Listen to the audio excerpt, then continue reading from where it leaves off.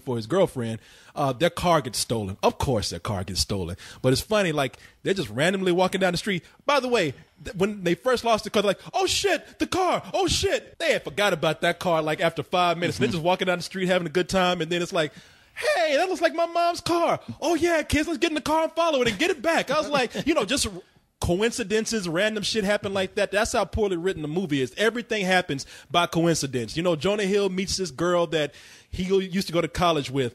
And this girl, by the way, I don't know the actress's name, but she's black. You know, I say that, but she's about as Ivy League, upper middle class. She's a Cosby. Black, as black as you can get. Once you throw up next to the thugs, she's about as bumpy black as you can get. She's Bumpy the Vampire Slayer. She might as well run in ride in on a goddamn white horse. On a white horse, yes. This girl is practically white. You know, I mean, she's just a white chick with a dark tan. But and then Jonah Hill ends up in the scary black part of town, and he's about to get beat down by this girl gangster, and all of a sudden, and the place is full of black thugs, all of a sudden this white black chick comes out of nowhere. Jonah, what are you doing here? And it's like, bitch, what are you doing here? Exactly. I was like, wait, what? Why would she be at the thug bar? Yeah, she should be hanging out with the white college boys. All that's for you, so you can go and look at her. It's like, wow, she speaks well. Yeah, exactly. She speaks so well, and she saves white people so well. Yeah. No, and speaking of the white people, I mean the scary black people in this movie. I know I'm confused myself. I know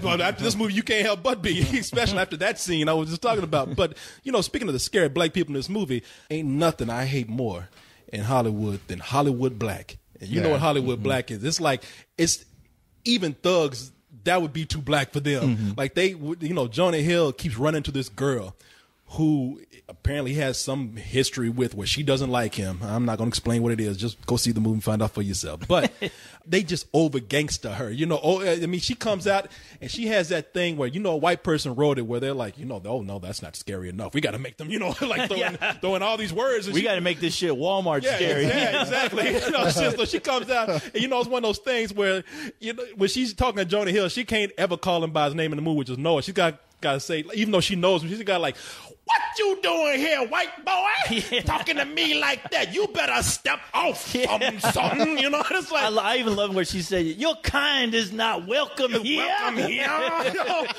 boy. And it's like, man, I hate that in movies where the white writers like write the black characters too black. You know? It's ridiculous. Where you're wondering, like, is the director telling them, you know what? Can you blacken it up a bit? Yeah. You know, I'm not scared enough. I haven't shit on myself yet. Can you turn up the bass and turn down the treble? Write that dialogue up, and I want to be hiding under my desk next time I read this script. And it's embarrassing. I hate black people after I read this script. It's the weirdness of all this bad stuff we're saying, though, and the way it all piles up, and the fact that Sam Rockwell plays this inexplicable, bizarro drug gangster. I mean, there's just no explaining what they were. I don't know what they were thinking. I don't have a clue what they were. No one could possibly understand what they were thinking with this character. But it's so absurd, all these things taken together, that it's almost all kind of mesmerizing in a way. What was more embarrassing? Not in a good way. It's not a good movie. This is the worst piece of shit probably this year. But yet, I could not tear my eyes from it because it was one thing after another that was so bad. You were agape. Because I honestly thought, like, what was more embarrassing than seeing all those terrible stereotypes was seeing Sam Rockwell in this movie. Yeah, like just phoning it in, and I'm like, dude.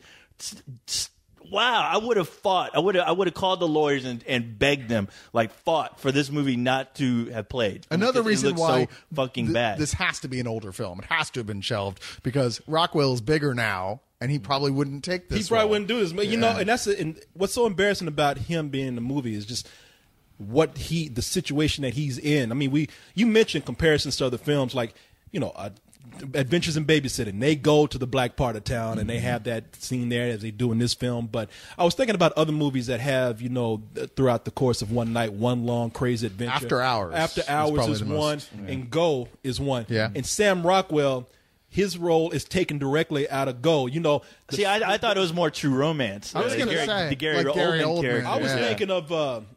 I was thinking Timothy Olyphant and Go, where, you know, one of the chicks in the movie loses his drugs. He comes after her. You know, first of all, that's in a lot of films. Yeah. Of course, it's in this movie. And Sam Rockwell comes out as the drug dealer who is coming after them, because somehow his cocaine got misplaced, and he needs to be the villain. And it is kind of a funny scene at first because it's one of the most surreal scenes in the movie. It's like Jonah Hill has to go to him to like get the cocaine for his girlfriend, and it starts out with a guy roller skating. Then they go deeper into the place, and there's a bunch of bodybuilders and all steroided out. And if they're not bodybuilding, then they're sitting up there doing drugs. And Sam Rockwell is obviously some sort of like, they hint at him being some crazed out, coked out gay guy. And that's what pisses me off about this film is that there are so many. I mean, I'm talking about the scary black people, but the movie doesn't do well for anybody. It has the nerve to even try to justify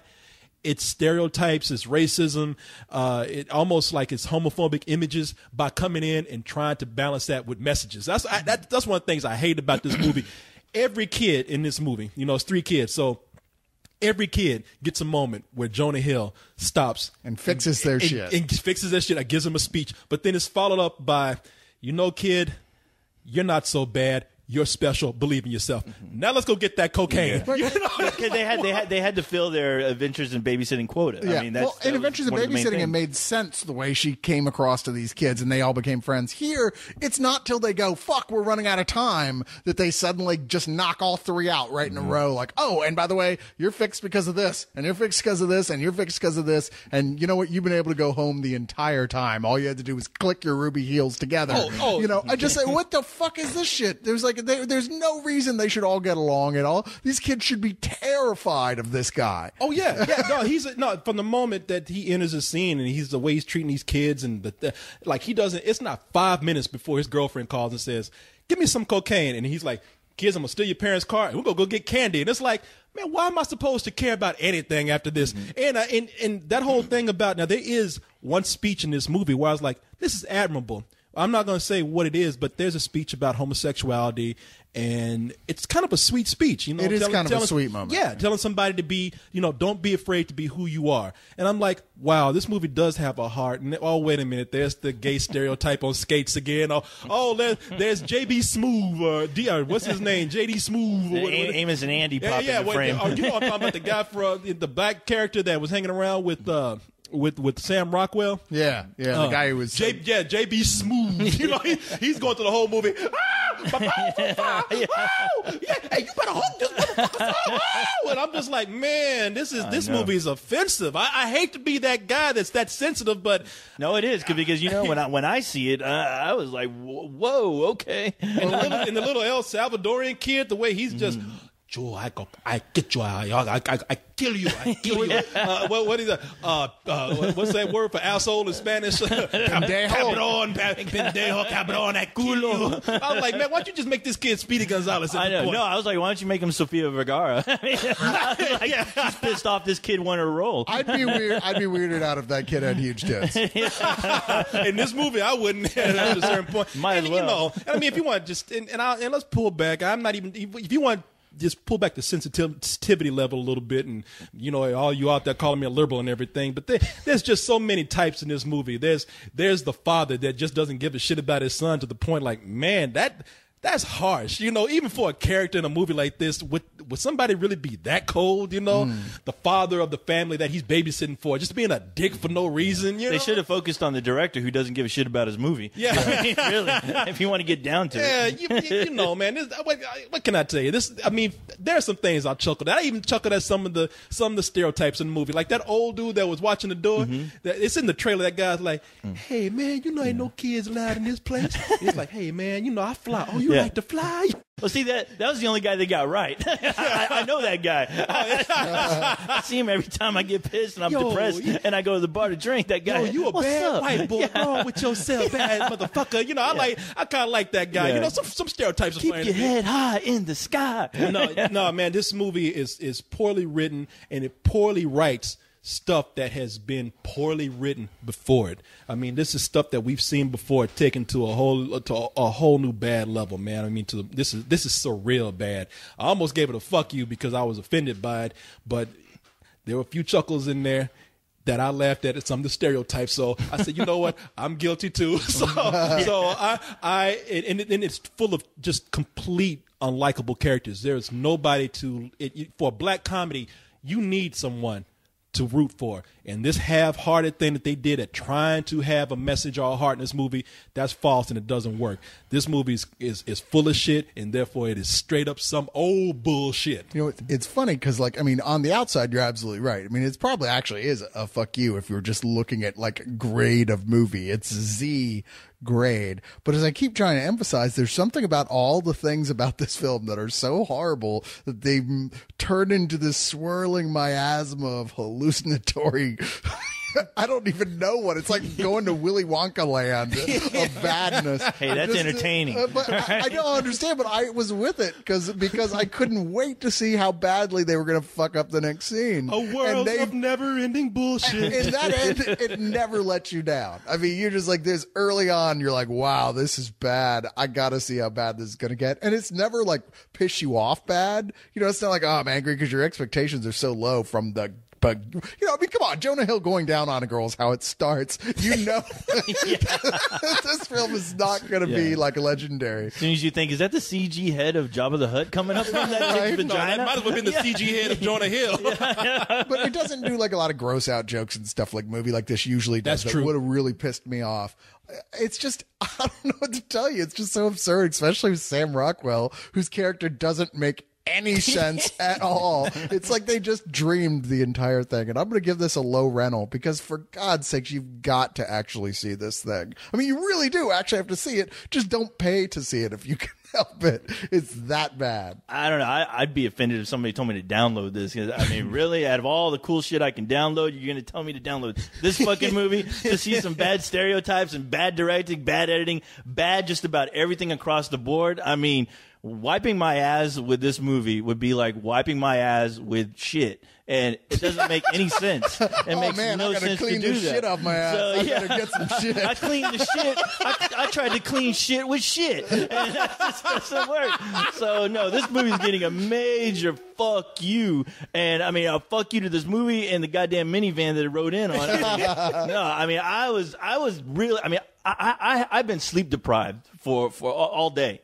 And watching this, I wanted to fucking put a bullet in my head. I was really thinking, who allowed this fucking movie in this theater right now? I mean, where somebody paid money to see. Oh, I paid money to see this shit. I forget. Yeah, this wasn't a screener. This wasn't a free press movie. No, fuck this movie. Fuck that director. I know. Fuck the writer.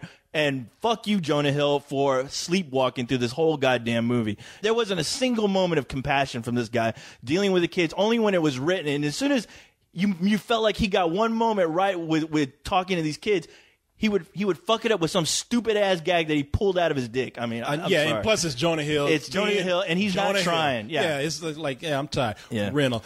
You better watch yourself next time you my side of town, white boy. Low rental. I don't care, white boy. You better watch yourself. You better step off. You better chickity check yourself before you rickety wreck yourself. I'm just flying, baby. It's all good. You know what I'm saying? I'm down in his house. All right, then. That's a cool white boy right there. Oh, that's a bad motherfucker.